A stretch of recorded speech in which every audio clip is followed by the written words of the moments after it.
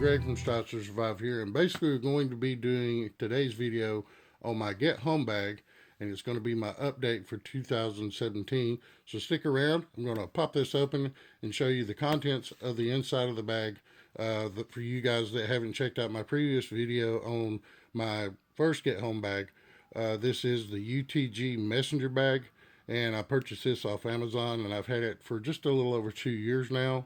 And I'm going to point out some different things that I did to the bag that did not come factory from UTG. So one thing that I can point out immediately right now are these little tabs that I actually added to the zipper pulls on it to make it a little easier to get in and out of. So like I said, just hang around. I'm going to pop this open and we'll get into the video. So the bag actually comes, the very first flap that you come to is this front flap here that has this buckle that works really, really well, keeps it nice and firmly closed. And it has a zipper here on the very top that separates this front flap from the very top of the bag. And this would be ideal for maps or other flat items, any paperwork that you may have or anything like that. So you can easily keep that stored. This is kind of a water, I wouldn't say that it's waterproof, but it's definitely would be more water resistant.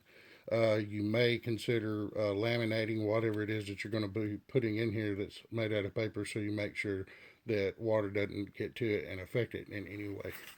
But basically we just open this first flap, and the very first thing that you come to are basically going to be the items that I carry in my everyday carry on my body.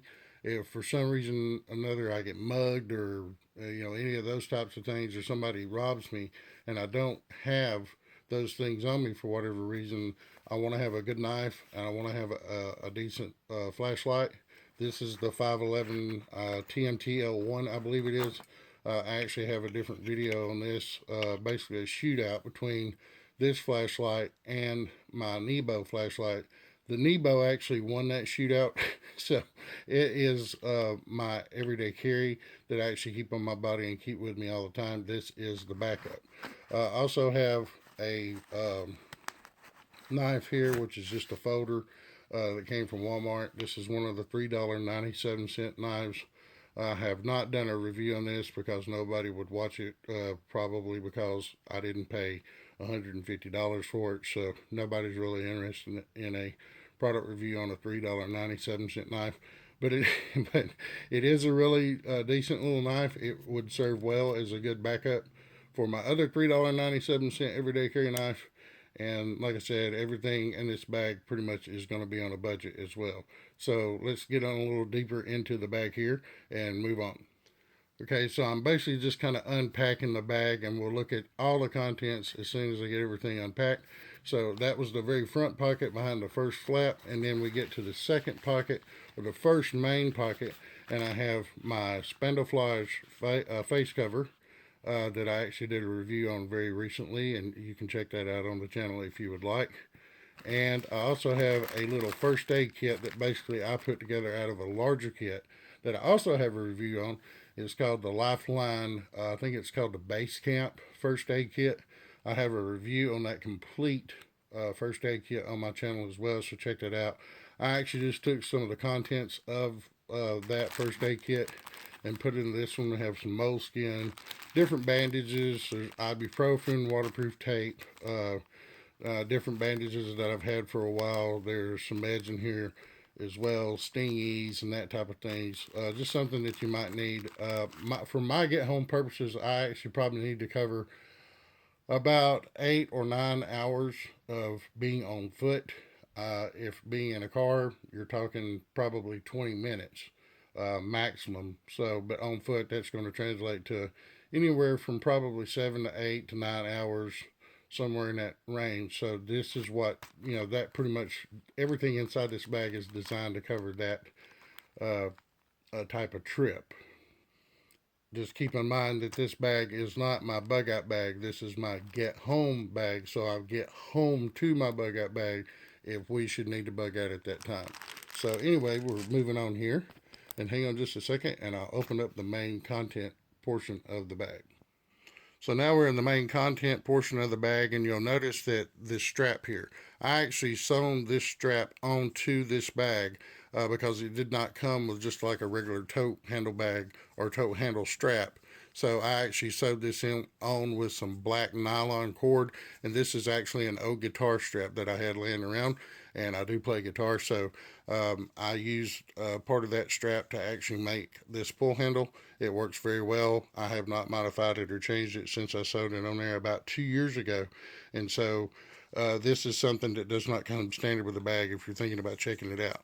One of the very first things, and I actually basically organize this so it's basically what I'm going to use first. And one of the very first things I think I would need, whether it be cooler outside and I just need something light to put over my hands to keep my hands warm, are my gloves. And I actually have a review on these ironclad work gloves on my channel as well. So if you get a chance, check those out.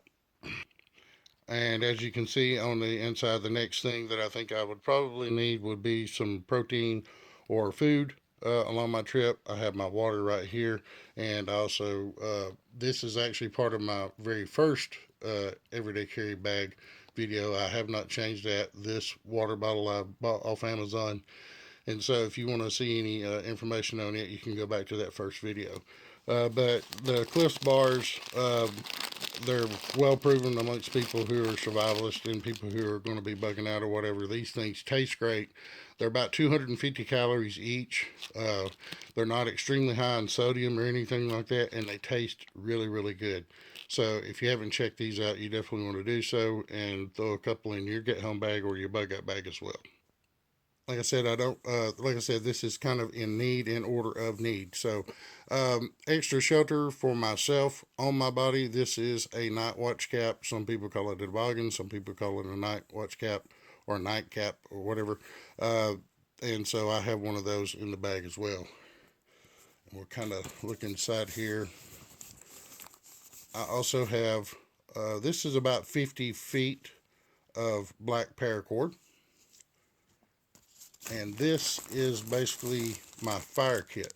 Now this has got 3 independent fuel cells that basically you can burn to start a fire even if you don't have wood or if it is wet outside. I also have some Burt's Bees lip balm that I can use for lip balm, or I can use to help in aid of starting a fire. I have matches. I have waterproof matches. Also, I have another garbage bag in here for extra shelter.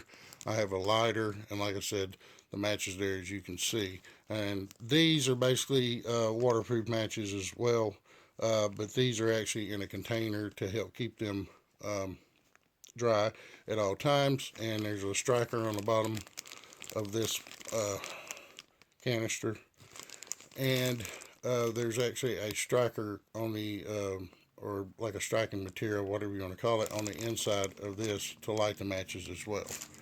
Then, like the very last thing, well, not the very last thing, I've got a compass with a basically a magnifying glass made into it. It also doubles as a small ruler if you should need something like that. Like I said, this is organized on need. So I think one of the last things I may possibly need would be a poncho. This is a poncho that I purchased from Walmart a couple of years ago. I don't even remember the name of it. I've never done a review of it, but it is a camouflage poncho.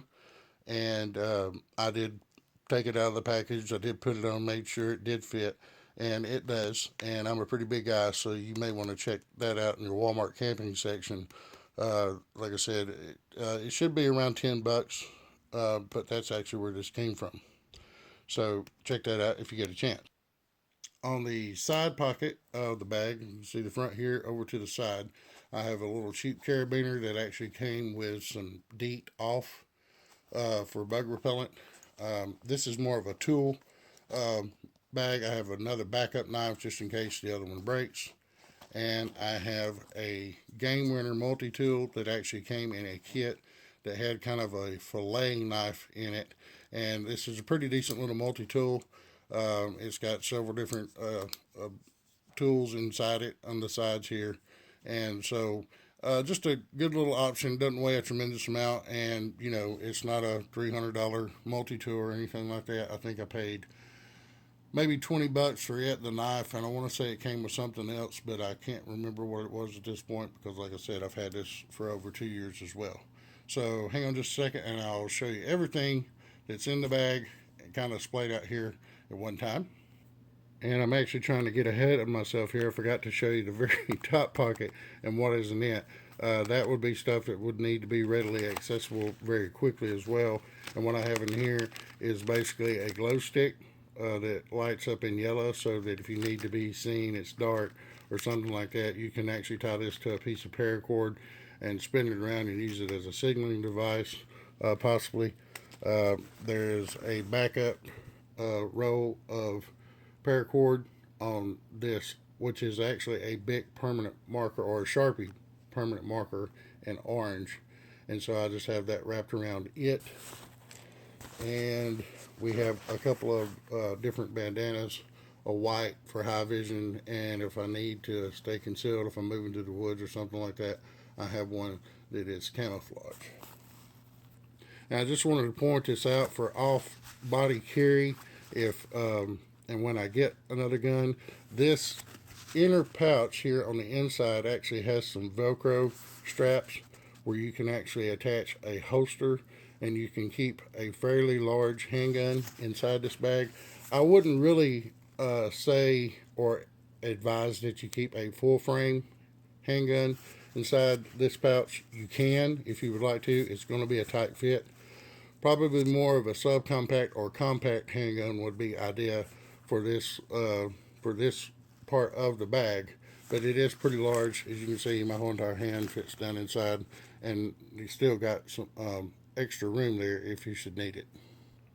And so basically this is everything that is inside the kind of, I would consider it a medium size messenger bag. It does hold, it will even hold more than this. But like I said, I actually feel like a lot of this I'm not going to need on an 8 to 9 hour trip walking. These are just some of the things that I may run into. There may be some type of situation happen that I would need, and some of these products and or all of them.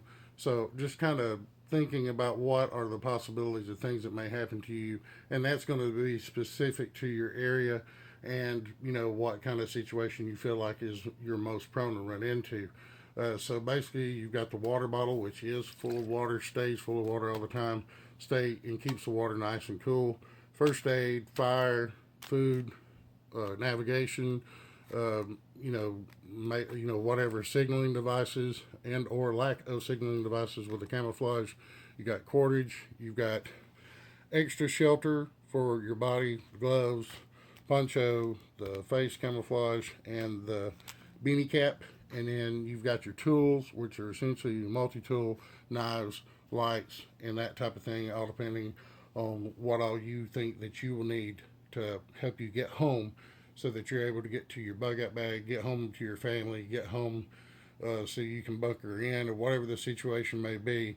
The only other thing that I really carry in my vehicle, and there are a couple of things that I do want to add to this as I go along, but I want to get an actual big striker ferrule top rod and add to this, or to my bug out bag and actually take the Gerber fire starter that I've got and actually add it to this kit would probably be the best thing to do. And then I would also like to get a really good topographical map of this area, plus a road map to keep in the map pocket of this bag. And there's a couple other things that I've thought about that need to go in here as well, but those are more personal items. So anyway, like I said, if you guys have any suggestions or comments on this bag or its contents, or have any questions about anything that you've seen inside the bag here, please let me know. I'll do my best to answer the questions and comments as they come in, and to the best of my abilities. As always, I appreciate you guys watching. Stay cool, stay safe, and we'll see you in the next one.